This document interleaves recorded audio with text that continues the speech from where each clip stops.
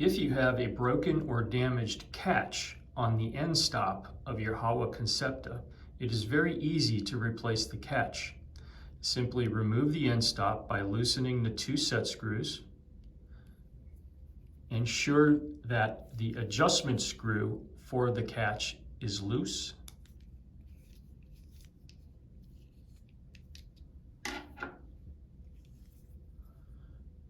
Flip open the block, remove the damaged catch,